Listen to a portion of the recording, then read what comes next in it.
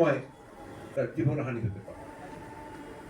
আমি আগে আপনাদের বলেছি যে একটা অত্যন্ত পরিকল্পিতভাবে একটা চক্রান্তের মধ্য দিয়ে, যে চক্রান্তের মধ্য দিয়ে এই দেশের স্বাধীনতার ঘোষক শহীদ প্রেসিডেন্ট জিয়াউর রহমানকে হত্যা করা হয়েছিল, যে চক্রান্তের মধ্য দিয়ে স্বৈরাচার একটা নির্বাচিত সরকারকে উচ্ছেদ করে ক্ষমতা দখল করেছিল, সেই চক্রান্তের মধ্য দিয়ে বাংলাদেশের যে গণতান্ত্রিক প্রতিষ্ঠানগুলোকে ধ্বংস করে দিয়ে একদলীয় শাসন ব্যবস্থা মতোই একটি ছদ্মবেশী একটা শাসন ব্যবস্থা স্থাপন করতে চলেছে বর্তমান সরকার।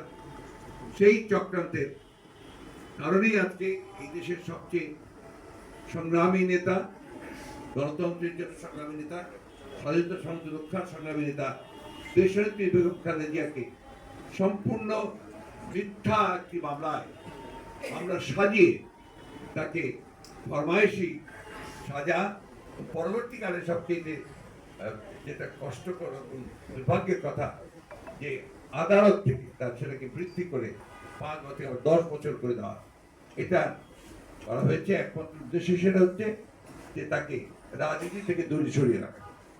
আমি আগে আপনাদেরকে বলেছি যে বাংলাদেশের দুর্ভাগ্য যে রাজনৈতিক দলটি সবসময় গণতন্ত্রের কথা মুখে মুখে বলে, তারা বলে যে তাদের কাছে এই গণতন্ত্র সবচেয়ে নিরাপদ, তারাই কিন্তু আজকে নয় 1975 সালেও এই গণতন্ত্রকে ধ্বংস করে একদলীয় শাসনকর্তা বাকশাল নিয়ে এসেছিল।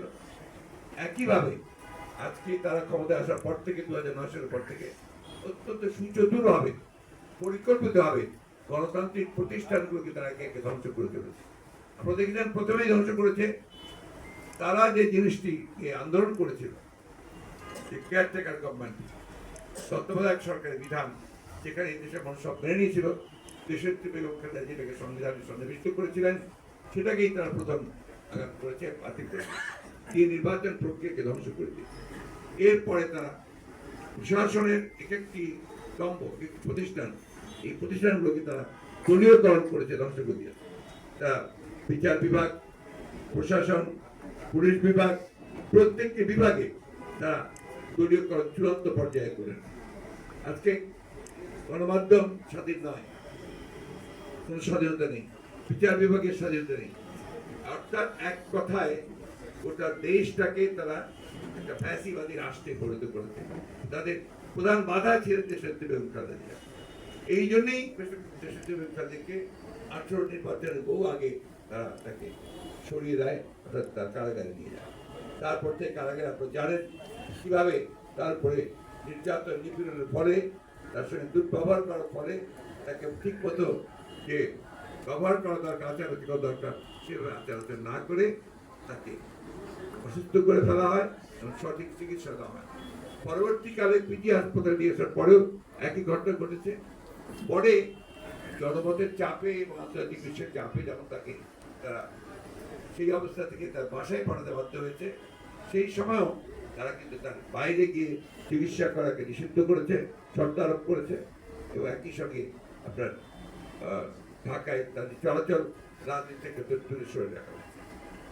আজকে সেই কারণেই আজকে বাংলাদেশের গণতান্ত্রিক আন্দোলন প্রচন্ড রকমের ব্যাহত হয়েছে। আমরা বিশ্বাস করি দেশনেত্রী বেগম খালেদা জিয়া আজকে যদি সামনে আসতে পারেন, তাহলে এই যে ফ্যাসিবাদী সরকার যারা আজকে জোর করে ক্ষমতা দখল করে বসে আছে, সম্পূর্ণ বেআইনি হবে, সংবিধান বিরোধী হবে, তাদের পক্ষে ক্ষমতায় থাকা সম্ভব হবে না। আজকে দেশনেত্রী বেগম খালেদা জিয়া মৃত্যুর সঙ্গে পাঞ্জা লড়ছে। আপনারা জানেন যে প্রায় কিছুদিন পর পর থেকে হাসপাতালে আসতে হয়। এবার যে তিনি এসেছিলেন, এটা আল্লাহর অশেষ রহমতে যে তাকে আমরা ফিরে পেয়েছি। তার ডাক্তারদের সঙ্গে কথা বলে আপনারা বুঝতে পারবেন যে তার ফিরে আসার কোনো সম্ভাবনা খুব কঠিন ছিল, যদি ঠিক সময়ের মধ্যে যদি ডাক্তাররা চিকিৎসাটুকু দিতে না পারে। এই একটা অবস্থার মধ্যে আমাদের চিকিৎসকরা বারবার বলেছেন যে তার চিকিৎসার জন্য বাইরের উন্নত জায়গায় প্রতিষ্ঠায় নেওয়া উচিত, কিন্তু সেই জায়গায় উন্নত কেন্দ্রে, চিকিৎসা কেন্দ্রে তাকে সরকার দিচ্ছে না। তাই নয়, সরকার কিন্তু পরিকল্পিতভাবে আদালতকে ব্যবহার করে, আদালতের কথা বলে সেখান থেকে তাকে বঞ্চিত করে।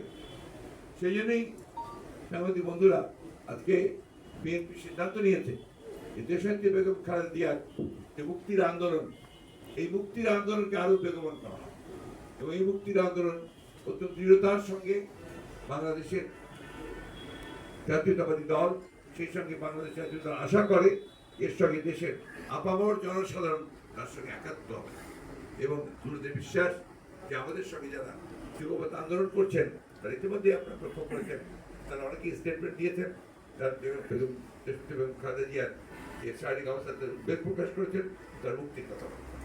আমরা এই মুক্তির আন্দোলনকে একটা চূড়ান্ত পর্যায়ে নিয়ে যেতে চাই। সেই লক্ষ্যে আমাদের আজকে যে যৌথ সভা হয়েছে, সেই যৌথ সভায় আমরা কয়েকটি সিদ্ধান্ত নিয়েছি।